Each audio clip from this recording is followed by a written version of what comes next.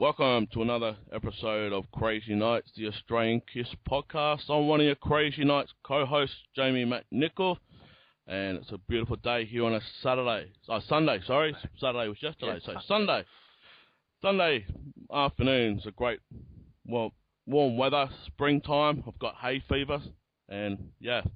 But no, joining me, as always, is my other co-host, David Fowler. How you going, David? Yeah, good, thanks, Jamie. It's a great day here today, actually.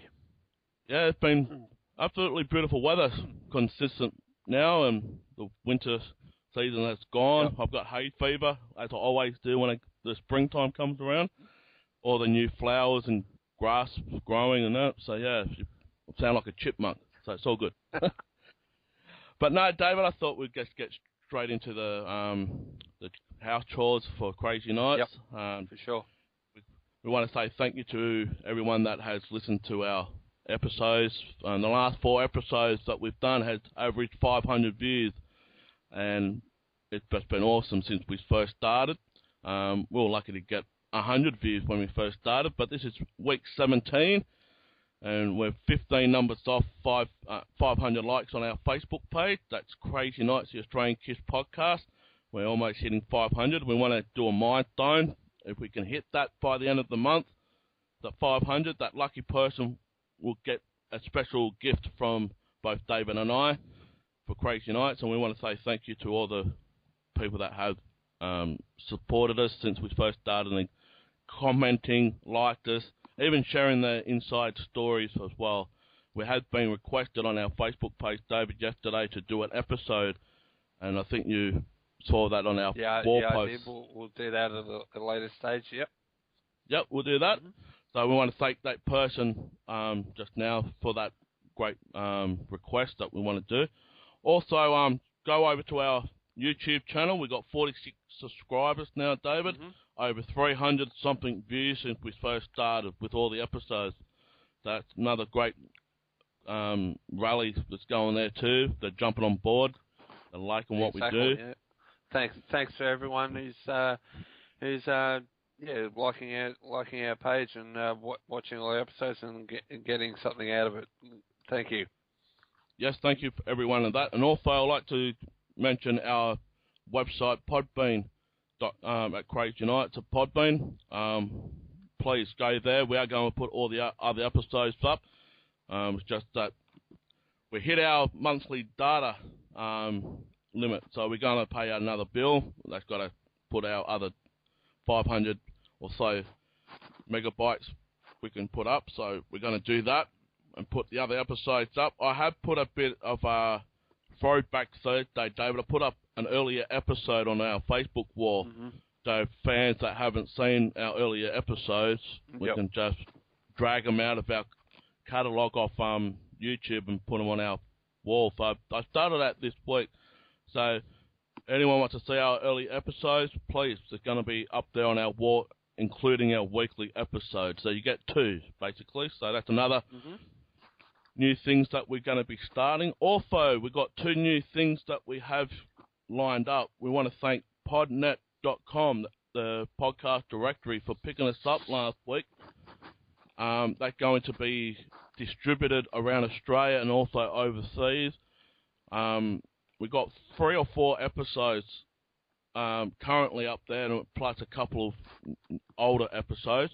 Please go to that. Look us up at Krazy Knights. You'll see us in the directory, and just like us, and also share it with your friends. Also, Spreaker.com has picked us up as well. We are going to do a live broadcast probably later this month. Well, I'm trying things out with that. I'm just trying to get some bit of background knowledge of that. It's a new thing that just came up. So we are going to try it out, and we are going to go live. So we are going to let the fans know what time they need to be up in America, England, overseas as well, and also the time difference here in Australia due to our daylight savings. So, yeah, David, that's another thing that we're going to be doing. Do a live episode now and again using that. Yeah, that'll be good. That'll be good. So, yeah, I think we get all those out of the way at the start, and, thank everyone that jumped on board, and it's awesome. But David, Yep. I think it's time to do a drum roll and introduce this awesome guest. A couple of weeks ago, I mentioned should Kiss do a remastered set again and continue on, probably up to Monster. You were saying, David, to go up to Psycho Circus. Mm-hmm. I did, yep. So I dug deep, and I said, okay, why don't we actually talk to the guy that actually brought the remastered edition set out in the 90s. Around about 98? Yeah, 98, 97, 98, yep. around there. And I said, why don't we go down a little bit deeper and let's go into the catalogue a bit of people that work with Kiss or done something for Kiss. And I said, why don't we get Robert B. Conte to join us, David? And we do have this awesome person all the way from New York, America, who just done a Comic-Con convention as we speak. And we want to welcome Robert to join the Krazy Knights at the round table. How you going, Robert? Hello, gentlemen. How are you? Good, thanks. Yourself? Good. Well, thank you for inviting me to be on the show, and I'm quite flattered, and, I'm here to answer all of your questions. Yeah, well, like I said, Robert, it's just a pleasure to having you join us, and also David's here is also flattered as well. Yep. I mean, who would have thought David here 3 months ago is going to be talking to one of the guys that got together with Kiss and said, let's do a remastered set. That's right. And here we are, and we're just flattered as well, and this all goes back to the Kiss fans. But before we get into that topic of the remasters, I just want to say, how did the Comic-Con convention go for you today at New York? Well, this weekend, the show started on this past Thursday, and it's going through tomorrow. And I've been in the comic book business in one aspect or another for almost 28 years. And this weekend, I'm promoting a reality show I'm working on called Rebuilding Robert, which is a show essentially about myself going through the trials and tribulations of experiencing, high highs and low lows throughout, an average person's life. It's amazing to have had such great experiences as working with, celebrities such as Kiss, but I've also been through a lot of, terrible experiences as well. And it's interesting to see what motivates a person to get themselves out of, any sort of, funk, whether it be financial funk or physical, emotional. There's things that drive me to try to do better in my life. And, I've been very blessed with a lot of the experiences I've had. But I want more. I'm hungry, you see. So, never take no for an answer. Perseverance is a very powerful tool, my friends. So, definitely. We were very lucky. We passed out, a couple of hundred of promotional T-shirts this weekend. We have a website already called rebuildingrobert.com. And for any Kiss fan that clicks on that and likes it, you're going to get a really nice special surprise when it's ready. And, we'll see. This time next year, we'll be talking about the show, hopefully. Yeah, definitely. And we have Comic-Cons down here in Australia. We had one early this year. We had William Shatner from Star Trek. We had Richard Dean Anderson. We had all those type of people, the Sci-Fi comic book stuff. They all come to Australia now and again. And you're more than welcome to come down for that, Robert, if you want to do it. You're more than welcome. I tell you, I love the idea of being able to travel for a comic convention. For many years, San Diego Comic-Con was considered like the mecca of comic book shows in the country. But I have to tell you, this New York Comic-Con just keeps getting larger and larger. And I'm dying to see what the other, large conventions are throughout the world. So, you know what? I may take you up on that offer. Thank you. No worries. I believe Ace and Richie Scarlett were there as well, I've heard. Oh, nice. I just read that something that they were going to make an appearance at Comic-Con or something to do some signing or something, but... Yeah, I think that was a horror one. Oh, sorry. I don't think... Yeah, that was a horror one. I don't think it was actually a comic one. That was a horror one. Right. Yep. That's the same as Peter Criss. He's doing another monster type of Comic-Con. Yep. Two different things. We know David, you and I know exactly what's going down in between Ace and Peter. Yep. That just won't be in the same room together. They had a massive fallout earlier this year, but that's not for us. It's only from what the sources have told us. And all credit for Ace and Peter. If it wasn't for them two, Kiss wouldn't be here. But unfortunately, they chose not to do certain things. They're entitled to do that. So if they want to sign at different conventions, let them do that. Yep. They're making money. Yeah. They do that. But let's focus on the positive, Yep. shall we? Exactly. Back in 98, well, not 98, Robert, but before that, you were approached by Kiss about the remastered edition. I'd like to ask you, how did all that came for you firsthand before they even announced it to yourself? Well, it's interesting. I wouldn't say that the band approached me about the remasters. I would say I was pretty much begging them to let me do the remaster. And every opportunity I possibly could. What had happened? The very first, when I was still a teenager, I was only about 19 years old. I had written a comic book that was published by Rock and Roll Comics, and it was written about Kiss. It was Rock and Roll Comics #9, and it came out in either December of '89 or January of 1990. And, I did this out of labor of love for the band. I had been a fan for many, many years. And, the Kiss machine got wind that we did this black and white, unauthorized comic book. And, they weren't coming after us, but, they acknowledged that they knew about it. And, later on, Kiss had actually worked with Revolutionary Comics, the publisher of that book, on the Kiss Prehistory comics, and then a couple of Hard Rock comic specials, as I remember. But I had introduced myself to Kiss's then manager, a fellow by the name of Larry Mazer, and he preceded Doc McGee. And I told him, who I was, and I was very interested in working with the band on an official level.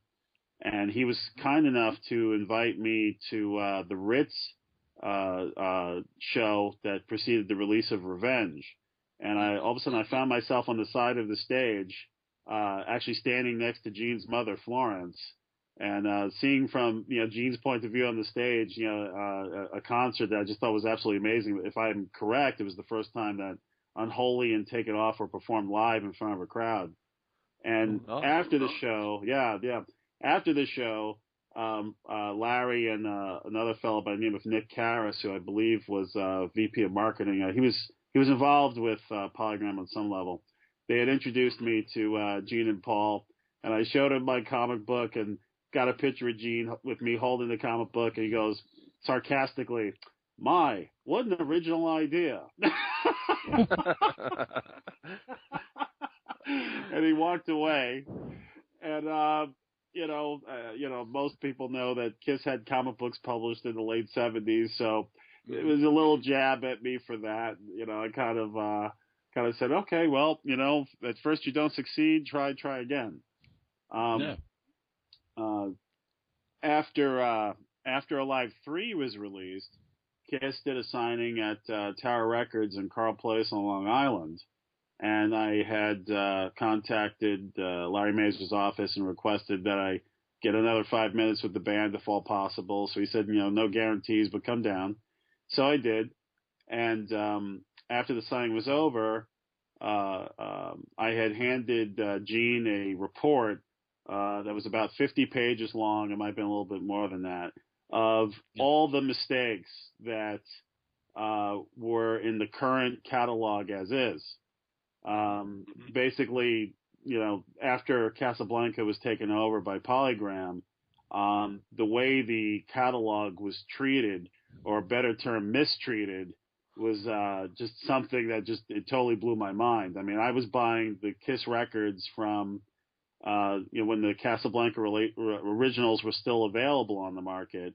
And then when these Polygram reissues started coming out, I mean, there was just, for instance, Dynasty, they stopped including the poster and the order forms for the merchandise, the special graphic that was on the vinyl. just became the, standard Casablanca logo. Various things like that were very annoying. Like the Hard in Hell album cover didn't have that silver finish on it anymore. It was all these different things where it just seemed like the quality control just went downhill, Mm-hmm. But the straw that broke the camel's back was I had purchased a copy of the first Kiss album, a brand new edition, that was released with the Polygram logo on it, next to the Casablanca logo. And lo and behold, the second track, Nothing to Lose, wasn't the original studio version. It was a version taken from Alive. Could you imagine that? You're sitting there listening to Strutter, then all of a sudden, like, the Alive version of Nothing to Lose fades in. You're like, what in the world? And I remember calling Polygram, Mercury Polygram, the next day, and they passed me off to person A, person B, person C, and eventually they said to me, well, you know what? This is really a problem with Sterling Sound. You need to call them and talk to a guy named Ted Jensen. And I said, oh, you've got to be kidding me.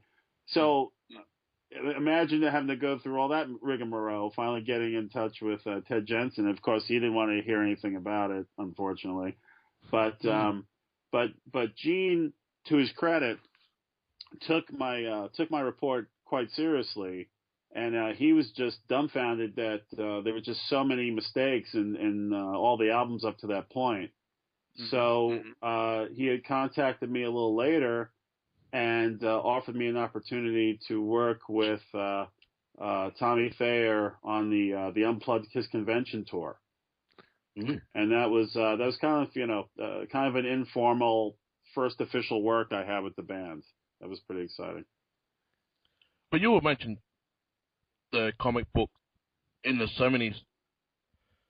I was just recently in a comic book 2 days ago, and they were saying something about the red ink was accidentally passed on to another comic book. It wasn't even a Kiss comic book.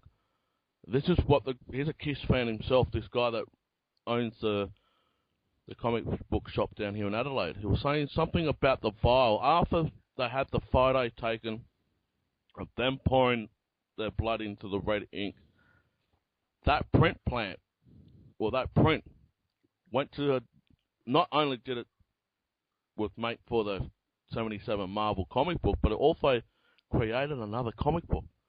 Maybe that's a rumor, we don't know. I will investigate it, David. Yep. About that, but this is something that I just found out recently, that the red paint, or the red blood, vial blood, wasn't actually in the Marvel comic book. It was in another comic book that did a absolute malfunction. Oh my goodness. Wow. So theoretically, the Archie comic that came out that month might have the blood in it instead. Yeah, the Kiss blood. Wow. Wow. Yeah, and this only came out on Friday. I only got told this just 2 days ago at the comic book store.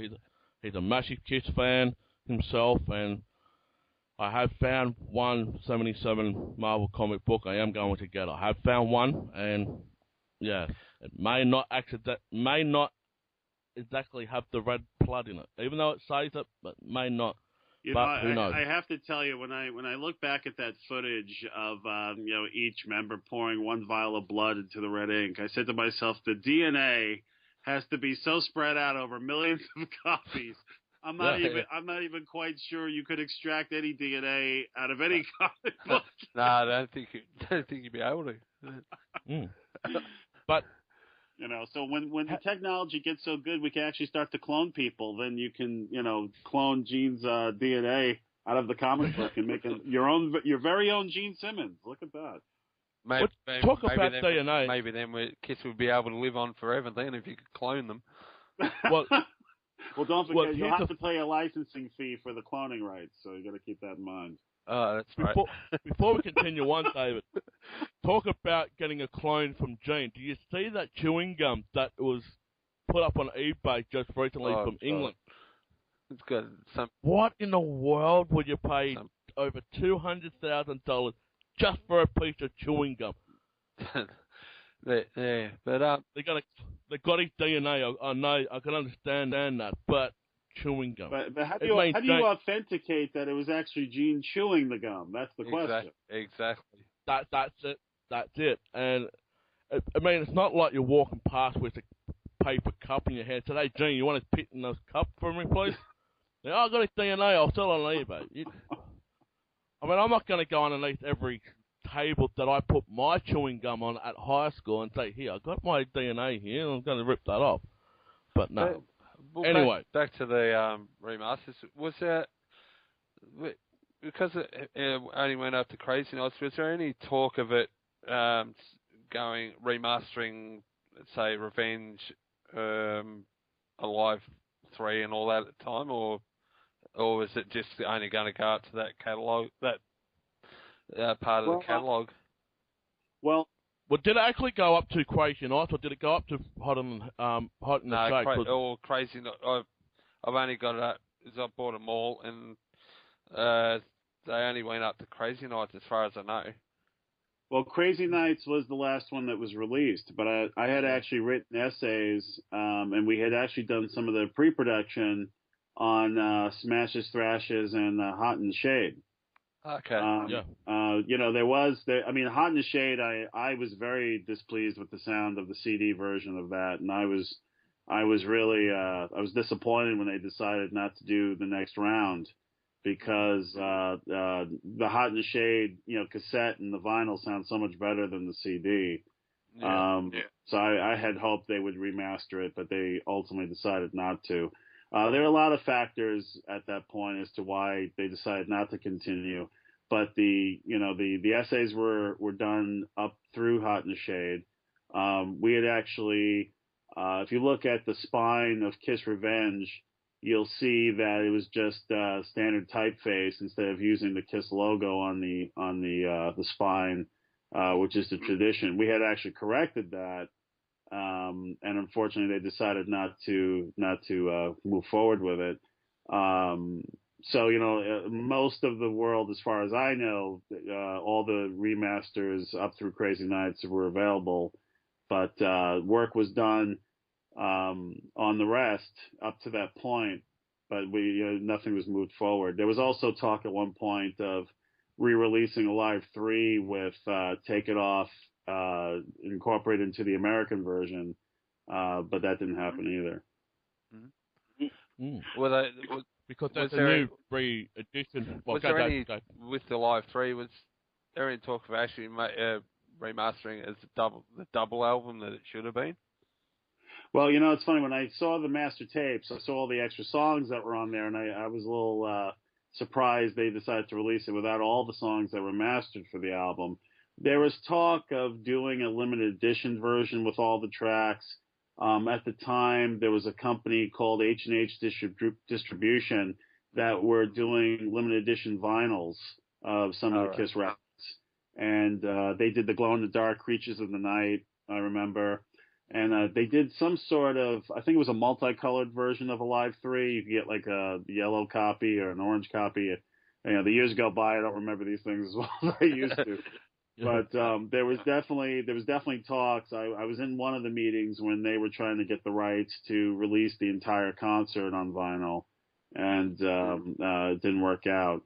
But one thing I'll tell you, we had actually did a remaster and redesign of the originals. The original 3 record set that came out in the 70s. And if you look at the CDs with the catalog numbers, you'll notice between Destroyer and Rock and Roll Over, a digit is skipped. And the reason for that is because we had actually put together the remaster for the originals that came with the booklet and a couple other little great tchotchkes. They decided at the time not to move forward with it, and later repackaged it as a Kiss Chronicles set, which was basically just the 3 CDs with the standard booklets in a tall type case. But we definitely repackaged the originals for a CD release, and unfortunately they decided not to do it. Well, just going to go on to that. How limited were you to use the packaging for the remasters? Like, how they had the gatefold for certain vinyls when they brought it out under Casablanca. You had a different gatefold for the Elder. You had the hand on the CD, or not the CD, the vinyl itself. Well, Even saying that, you put a little bit of a story in that booklet cover of all the albums that came out with the remaster set. But I just want to go into how limited were you not to make a bigger package than what it already is? Is there something that you could have added yourself? well, I'm glad you asked that question.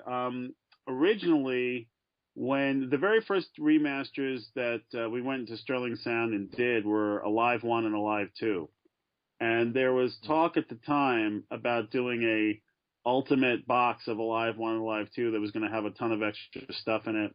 And at the same time, we were working on the album You Wanted the Best, You Got the Best. That was actually the very first Kiss record I contributed to.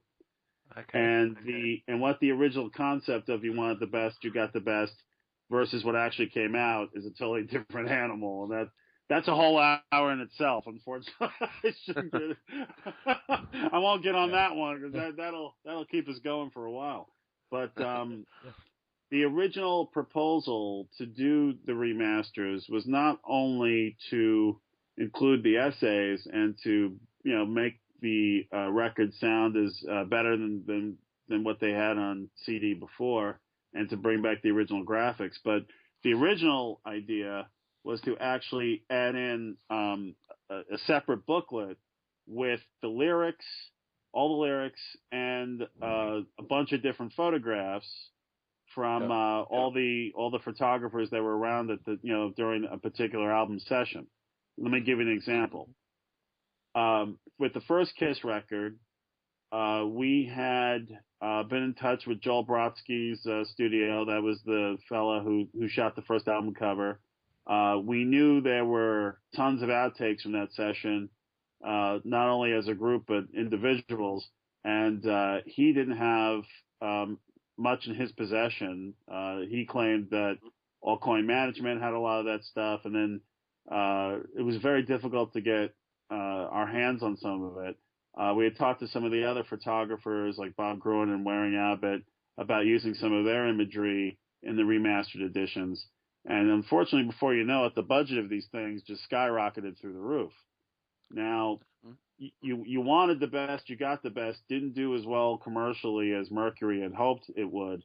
So the idea of doing these, super deluxe packaged versions of the remasters didn't see the light of day. Fortunately, I have these on an archive somewhere. We did design Kiss, Hotter Than Hell, and Dressed to Kill as if they were going to be bonus packs, deluxe bonus packs that had included a lot of the original photography of that particular era, like some of the outtakes.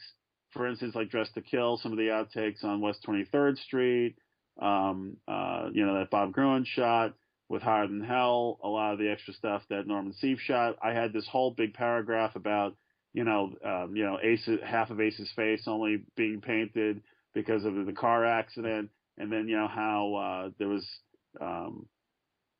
subsequent photos, with his face totally made up.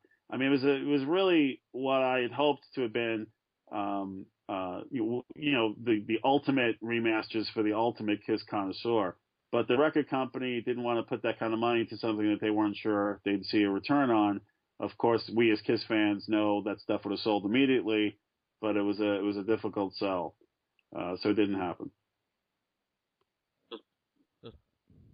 It's just like everything that Keith brought out. Very limited stuff.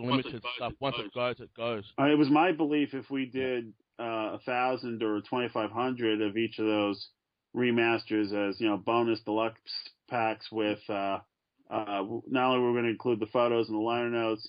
There was a Kiss licensee at the time called Cornerstone Communications that did the Kiss cards, the trading cards, and I had written those trading cards. And we were going to do a special subset for the remasters. And again, it's just the record company didn't want to spend the money on all these things. They looked at the numbers of You Wanted the Best, and they said, well, this is a new release, and if it's only doing this, we don't have the confidence that doing these ultra packaged versions of these albums are going to move anywhere, and we don't want to spend the extra money. So it was unfortunately it was quite disheartening. But you have to move forward, and that's what happened. There's a question I want to ask, just as a hypothetical question here, Robert. Okay. Is that due to the fact they were putting more effort into the Psycho Circus album rather than focusing on the remasters? No. Psycho Circus happened well after we were complete with the remasters. Although the remasters weren't released altogether, they were all done within, if I remember correctly, I'd say within 3 to 4 months. Everything from Kiss through Krazy Knights was complete. It's just that the marketing, they broke them up and issued them at certain points. So by the time I was done working on the remasters, I had moved on to that album, Greatest Kiss. And then after that, Psycho Circus came later. So the production of Psycho Circus, it didn't influence what happened with the remasters. You did also just mention that you were going to put bonus tracks on the remastered. Some people ask, why isn't there any remastered demos or bonus tracks? You were focused on getting that on, weren't you? Well, it was interesting. When I was in the Polygram Vault out in New Jersey, when we were going through all the Kiss tapes, there were some of the Kiss tapes weren't cataloged properly, so there were things that were missing that we had to go out and find. But during the locating these tapes, we found some really amazing stuff, which I was in touch with Gene and Paul regularly on what we found, and when we did find things, 9 times out of 10 they wanted me to FedEx the tapes to Los Angeles, and then I had to get permission from Mercury to do that. So there were things that were found that to this day still have not been released, and I'm hoping at one point they will be released. I was very pleased. One of the things we found back in '96, early '97, was the 45 RPM, the singles versions of some of these songs, like Nothing to Lose and Detroit Rock City, which has the car crash in the middle of the song instead of the end. We had found those master tapes, and we sent them off. I mean, it took years for it to happen, but I was very happy that Kiss singles box set came out last year, because that's kind of how I envisioned the remasters originally. I wanted the first the first 4 or 5 Kiss albums to have the blue label, and the ones that have, as they were released originally. And we didn't get to see that with the remasters, but I was very happy to see that they did it with the singles box set. So, Dave, you got a couple more questions. I've got to have a drink of my water here for my hay fever, so you just ask a question. So, exactly from the time you were hired, how long did you actually work with the band? Well, I was, let's see, I'd say when the very first Kiss convention in 1995, Gene had announced that I was hired as the catalog consultant for the remasters. Mm-hmm. And then we had worked on them in 96, and they started coming out, I believe, late 96, 97. Mm-hmm. But those weren't the only things I worked on. That was my primary responsibility. But I also had helped package some of the Kiss merchandise that came out at the time. I had also published Barry Levine's The Kiss Years book. I also helped consult for some of the Kiss licensees on some of the products they were doing. It was a pretty busy year for me, pretty busy couple of years actually, and it was some of the funnest times of my life. What was interesting around the time of the remasters when they came out here in Australia? Remember, Dave, the Japanese ones? It was in like a packet that had Japanese like a label on. Yeah, kind of like a almost like a cardboard, so like vinyl. CD. Yeah, thing, they look like sure. Look like little CD singles. Yeah, those were pretty exciting. I remember those. Yes. I must admit, looking at some of the lyrics, being transferred from Japanese to English, and it looked like they got a bit of it wrong. Well, it was funny because the first one I saw was Rock and Roll Over. Yeah. And when I pulled out the little flyer that was inside, all my liner notes were transcribed in Japanese, and it was just great to see, my words written in Japanese at the end. Robert V. Conte. Yeah. And they didn't actually do the whole lot either, did they, Dave? They only did a certain amount of the. I think more of the 70s album, like the first 6 albums. So yeah, the first one I saw was Hotter Than Hell and Dynasty, and then I saw the other ones come out, and I'm saying, why has this got Japanese writing on it? And yeah, it came out at the same time as the remasters, and it was only a certain amount that was made. I think they did Destroyer and all that as well. I think that was the one I had. And I remember reading the lyrics to God of Thunder and thinking, that doesn't sound right. But you can use them as a frisbee. That's how thin they you were. You wouldn't use them as frisbee. No. You don't throw any kiss stuff around the house, but you know what I mean. The kids get hold of it; they can throw it around. It's like a frisbee across the room. Those are not the ones you want to. Robert, those are not the ones you want to share with your little children. No, exactly. But Robert, I just want to know, how was it with you when you came up to the 4 solo albums? Was that easier for you, or you just had that already vision out already? The solo albums, did you say? Yeah. Okay, that's interesting. That the solo albums were fun to work on, but this is where some of the internal problems with Mercury were happening.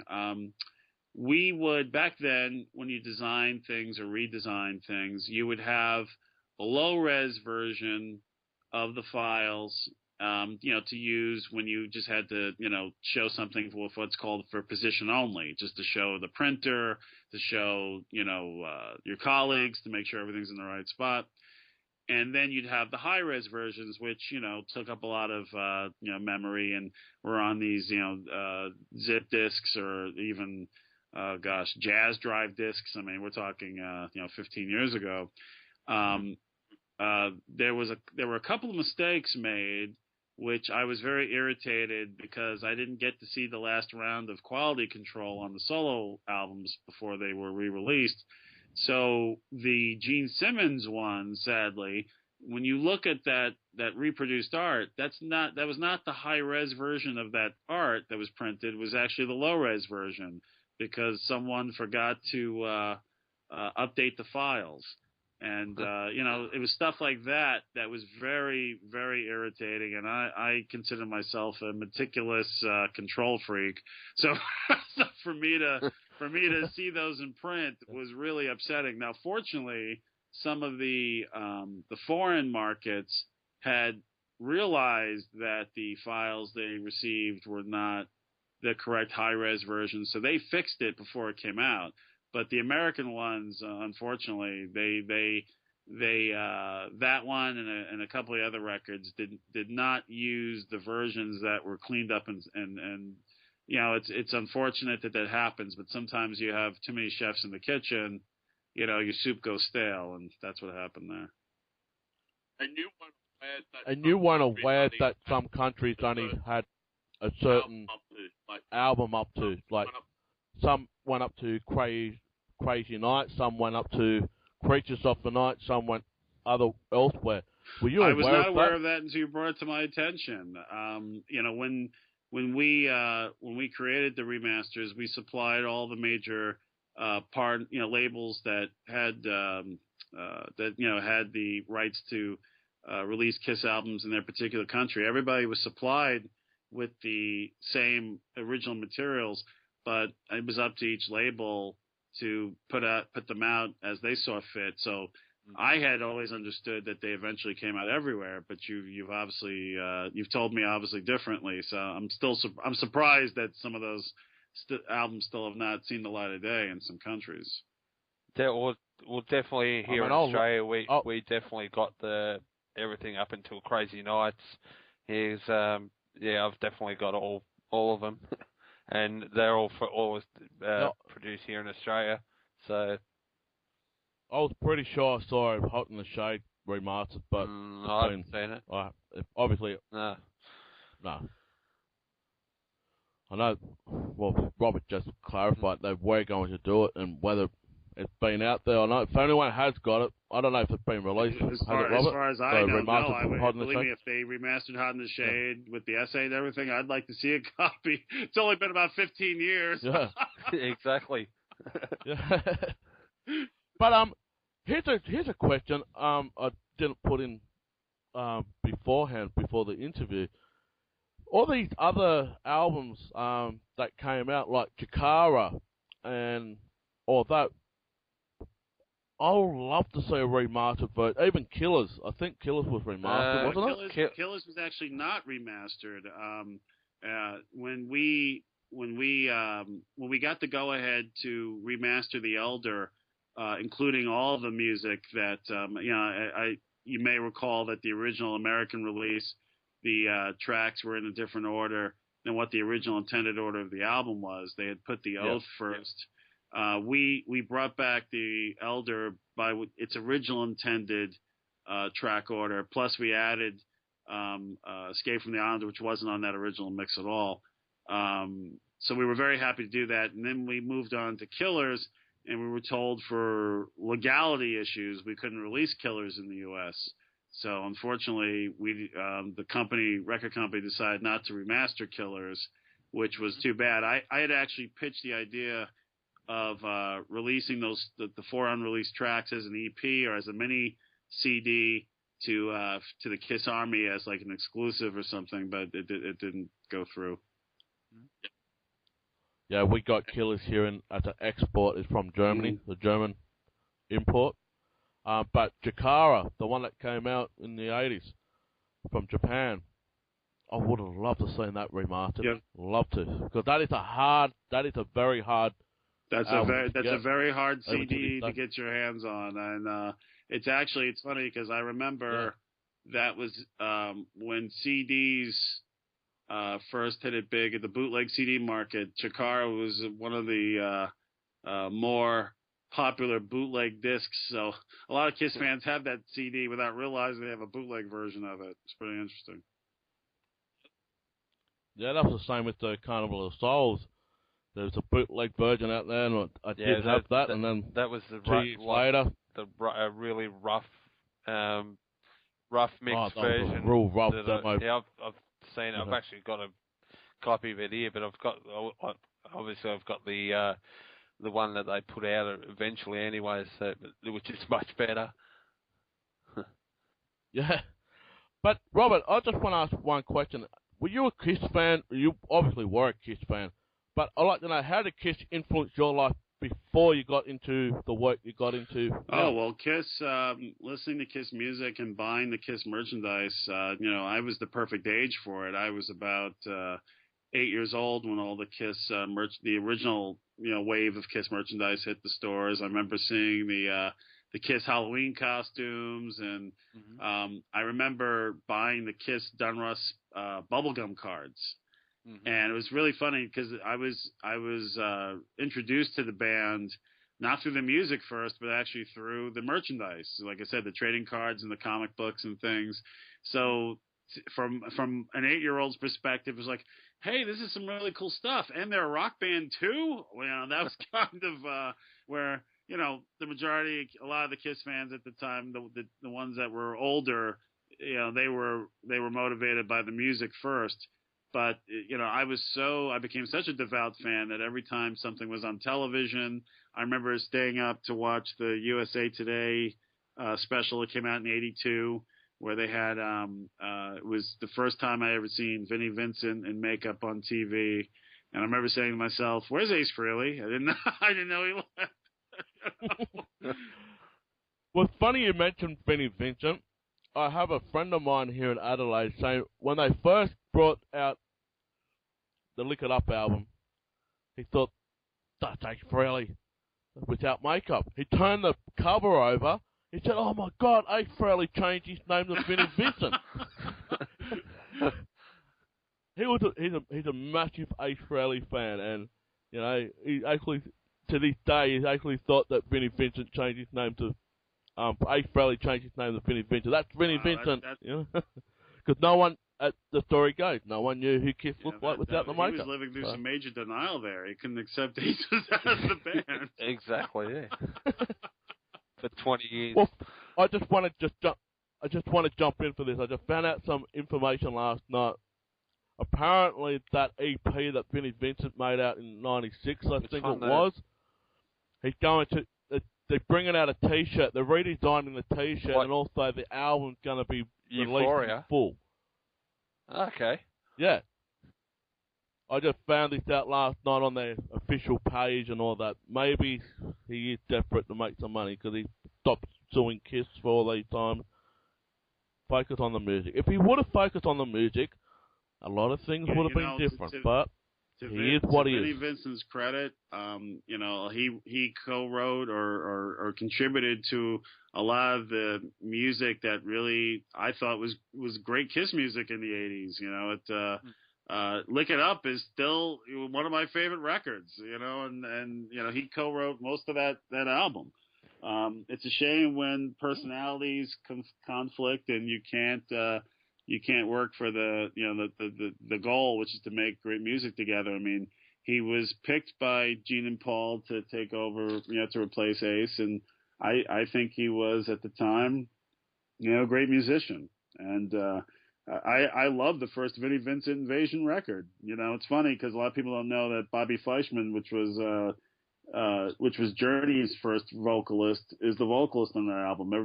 There's a lot of people still think Mark Slaughter sang on that record. It's not true, but just talking about Lick It Up, were you going to put any of the demo stuff that Vinny did for the remasters, like the Boys Wanna Rock, or even his version of Lick It Up? I knew there were demo tapes for Lick It Up that we were trying to see if we could get rights to put extra stuff on there. Again, the decision was made earlier on not to pursue the avenue of including bonus tracks at the time. The idea for a Kiss Monster box set had actually germinated out of those discussions. I mean, there was, anytime we found something that we considered rare or unique, we had sent over to the band, and some of that stuff did wind up on the box set, but there's still a lot of stuff that isn't released. But I'll tell you something that did come up. During Lick It Up's remastering, we had pitched the idea of doing a limited edition version where the front of it was going to be the photo session with Eric and Vinny in makeup, and then you would lift up the page and it would be the traditional cover everybody knew about, everybody's familiar with. But again, there was so many ideas that came back and forth, and a lot of that stuff were great ideas. It's just that, due to various reasons, economic and so forth, they didn't happen. Yeah. Let's go to the album before Lick It Up, Krazy Knights. Krazy Knights came out before Lick It Up? I didn't know that. Well, it depends what version you... I don't know. It depends what version you're getting. You got the Bruce Kulick version that came out in 84, 86, well, whatever it was. Krazy Knights came out in 94? Where was it? Sorry, it's my hay fever. Don't worry about it. No, 84. No, I want to talk about Krazy. I don't know. I'll pick it Just leave me alone. No. Creatures of the Night. Well, you only just remastered just the one with the Bruce Kulick cover. No, the entire album was remastered to its original intended sound, and then we replaced the secondary cover with the original cover art with makeup, and that's actually one of the remasters I'm proudest of. I mean, the sound of that album is just amazing. It sounds like it was recorded yesterday. I mean, I just love playing that record, I tell you. Well, funny you say that. It was an awesome record, but the tour, well, that's a different story. The drums really came out on the remasters, I must say, of that album. Oh, let me tell you, there were some remasters that were such a delight to work on, and that one definitely sticks out in my mind just because, imagine being at a console in Sterling Sound in New York City, having that album just blast at the highest possible level you could hear it without, blowing out your eardrums. What an amazing experience, and that was the way the album was meant to be heard, and I'm glad to have been part of that.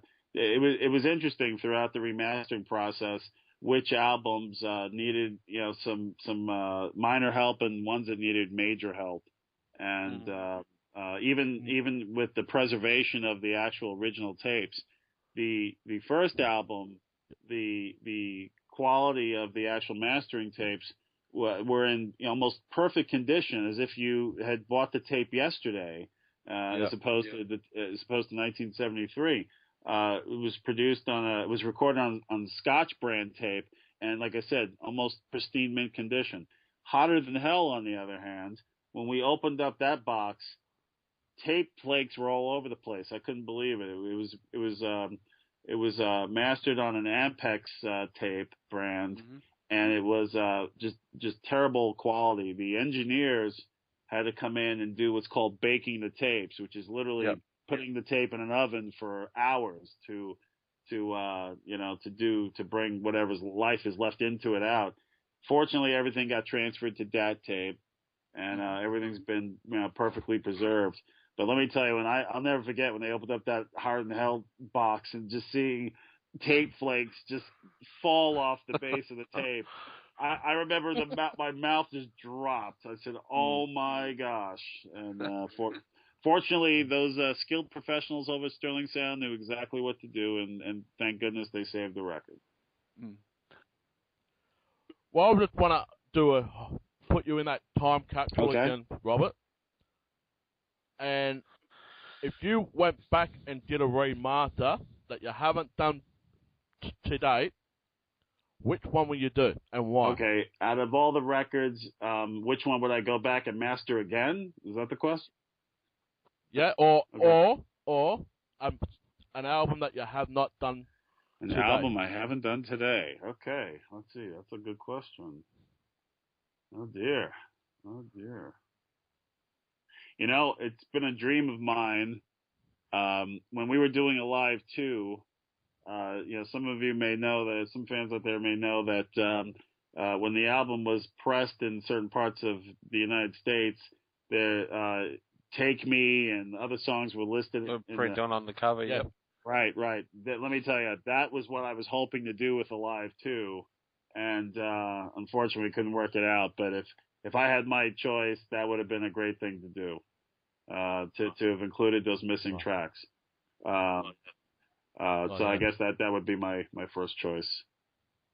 My other choice would have been to put out You Wanted the Best You Got, the best the way I thought it was going to come out, but like I said, that's a different story for another day.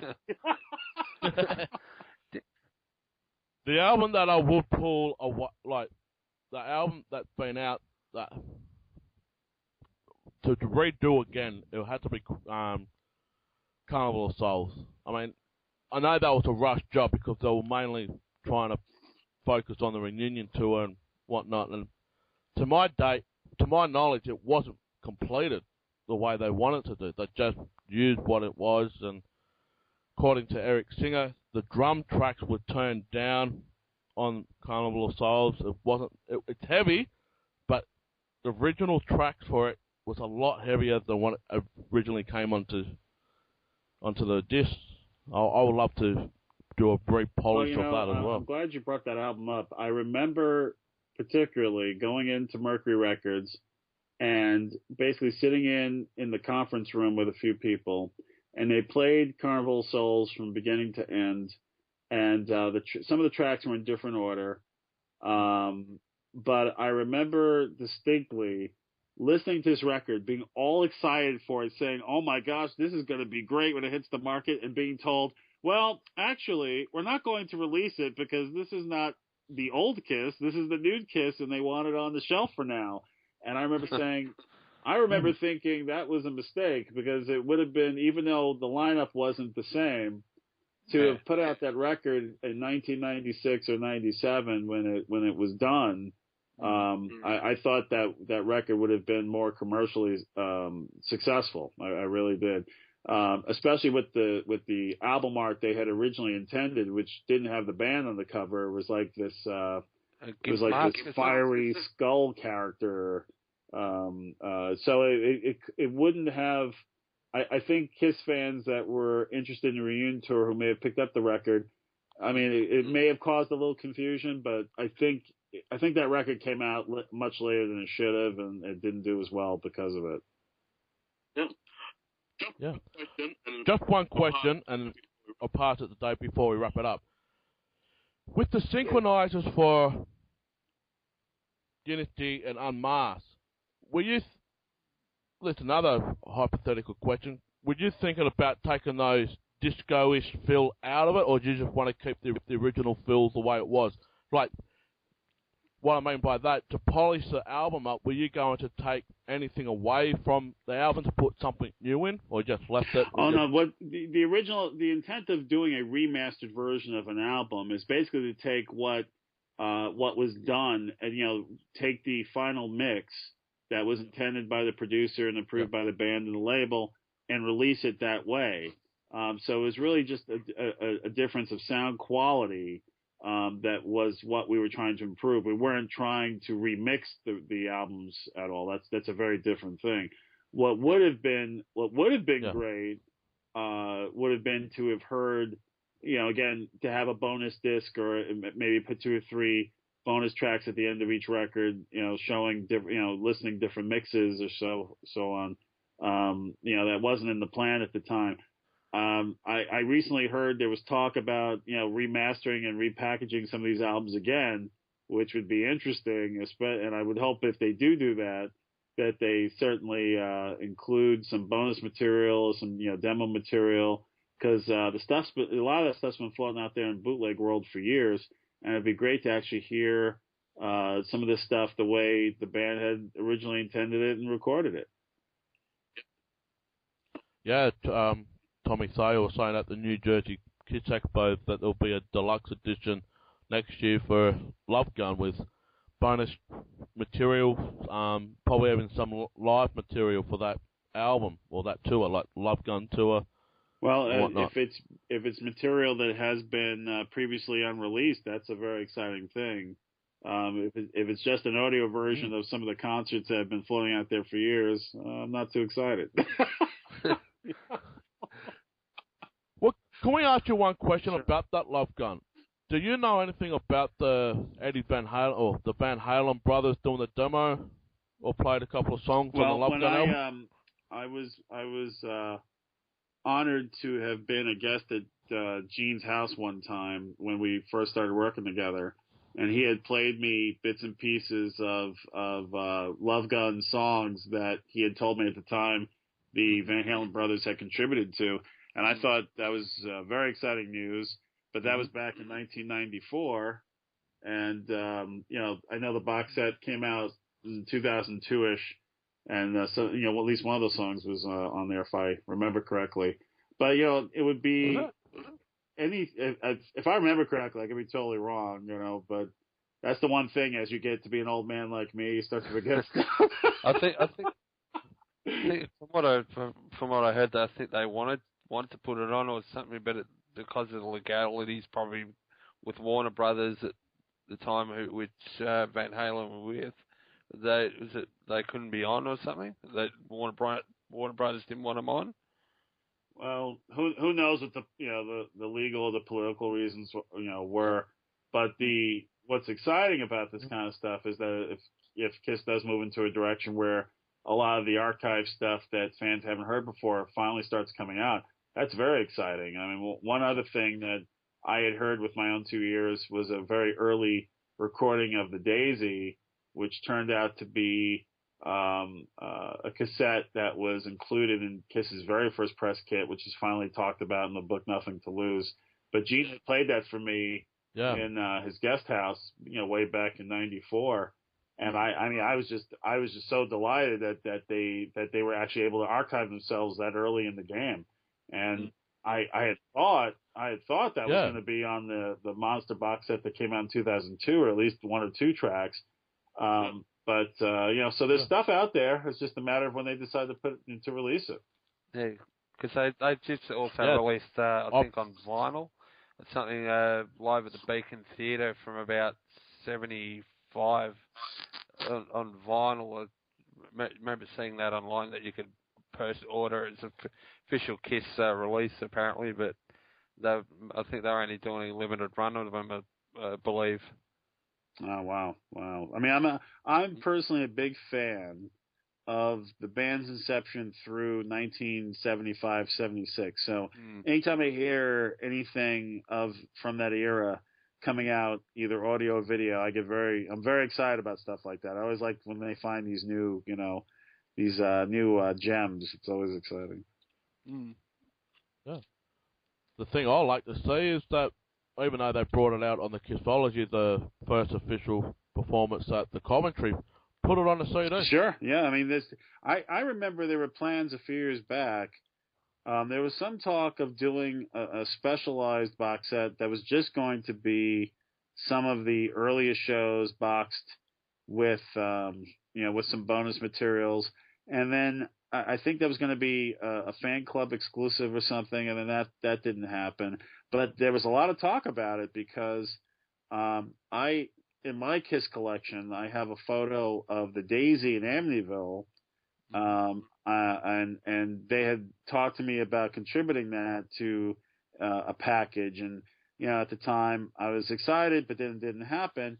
But then this, like with the new book Nothing to Lose that came out, I said to myself, there's got to be a picture of the Daisy in this, and there wasn't a picture of the Daisy. It was a picture of the drugstore before it became the Daisy. I said, wow. Maybe one day we'll see the Daisy. Especially,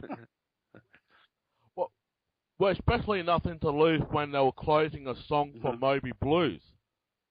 They never actually recorded the song, but they used to close the song with Paul. Right? It was a Moby Blues song that they closed the shows down in the early days. This was before they got the record contract. And going back to Warner Brothers, David, Casablanca was initially signed under Warner Brothers when it went on before the record came out, the debut album. They were actually under when Neil Bogart changed his record label into Casablanca. He went to Warner Brothers, and that was under the Warner Brothers banner at one stage. The very first Kiss album, if you have the printing before Kissing Time is added to it, it says distributed by Warner Brothers Records. But what's even cooler is if you have the 8-track tape of the very first release of the first Kiss album, it actually has the Warner Brothers logo on the index, which is for the Kiss connoisseurs a pretty neat thing. Yeah, we'll have to get a copy of that. Yeah. I was very lucky to pick a copy up probably about 15 years ago in a used record store, and the only other person I knew that had a copy of the same tape was Lydia Chris, but I believe she had sold her entire collection through auction. So there's some lucky Kiss fan out there that has the first pressings of all the tapes and 8-tracks and vinyl. And that's a very primo collection. It is. And you can probably buy a house with that collection if you want to resell it later on. And believe it or not, there are Kiss fans that would put their house up for sale to have a collection like that. Yeah. So, Robert, how can the Kiss fan get hold of you if they want to find out a little bit more about you? How will they get hold of you? I have a Facebook page for Rebuilding Robert. So if you go to rebuildingrobert.com, it logs on to my Facebook page, and you can either like it or send me a message, and I will certainly get back to you. Yeah. And any other questions you'd like to ask David before we wrap this show up? You were talking to us before we started the show. You wanted to speak about somebody that recently passed away? Oh, yeah. Well, I wanted to, today at New York Comic Con, I've been so focused on the projects I'm working on. I found out for the first time today that a colleague of mine, Hans Paulson, who owned KissForSale.com, had passed away in April. And he was such a great guy. It was great to know, and one of the friendliest, funnest people I had worked with and had known in the KISS convention community. And it was very, very heartbreaking to hear of his untimely passing. He and I think we're only a year or so apart. And he has a wife and kids, and my heart just goes out to them. And he was such a special part of the KISS retail community, and he'll be missed. He'll be missed. I just wanted to give my thoughts to him. So thank you for that. Yeah, and also, David, we have a special request to pass our condolences on to the family of Tom Hale, who was a mighty KISS soldier and passed away a couple of weeks ago now. Hans was a really nice guy and a big soldier in the KISS Army. So, fails you, Tom, and hope you're happy up there in heaven, mate. Yep. And just want to say this, David. We want to give the fans the opportunity to create a 30-second video promo for us. If you're into that type of design, use a Krazy Knights type of theme, and a crossover between Krazy Knights and Revenge. Do like a bit of a mix and match, and be Australian as well. You can put a bit of Australia technology in it. If you'd like to do a promo for us, we can add the voiceovers later on, but that's something the fans can decide to do. Also, T-shirts. We made a design up. They are going to print. We're only going to do a small number first, so you guys can actually see what it looks like. Then you can put the order in. Once we get that out, we'll let the fans know how to order them and how to pay for them. And all the money is not going into our pocket, going into the production for this podcast. We got to pay. We got to buy a monthly fee for Skype. We got to buy a monthly fee for our website and all that type of jazz. So all the money that gets raised for the T-shirt goes back into the podcast production side of it. Also, David, I believe there's a big announcement that came out early this week, and KISS could be coming back to Australia next year. An article in Geelong Advertiser that I believe the Geelong's council and I think the Geelong Football Club is in the Jamie. Yeah. Yeah, they're trying to get KISS to be the first band to play at Simmons Stadium in Geelong. And all you bloody Geelong supporters can go and get nice. I'm only joking. Be the first band to play there since the renovations at the ground with the lights and all that. So they want to start having rock concerts there now, and they want KISS to be the first band to play there. So let's hope it happens. Yeah, and just to say this, nothing's confirmed yet. When it's confirmed, go to it'll be on kissonline.com. Also, fans, go to our Krazy Knights Facebook page. You'll see David and myself and our producer for this podcast. We're all there. Ask us a question. We'll give you an answer. We'll love some interaction happening there. Also, go to our Facebook, not just our Facebook, but you can go to our Facebook private page if they want to ask us personal questions. Go to our YouTube channel, Krazy Knights 1. All our episodes are up there. Leave us a comment. Subscribe to us on YouTube as well. Go to our Twitter page at Krazy Knights 1 at Twitter. We'll just post some photos and some episodes up there. Once it gets loaded, it goes up to Twitter as well, so you can go to Twitter. Podbean as well, Krazy Knights at podbean.com. We're doing a weekly blog now up there now, Dave. So every episode that we do, we're going to write a blog and put some photos and things like that. So this one as well, there'll be a blog up on there. So it's your turn to write the blog this week, Dave. You can send me the email, we'll put it up there. And go to Podfeed.net, you'll see it's on the directory, and also Spreaker, we'll put up on Spreaker as well.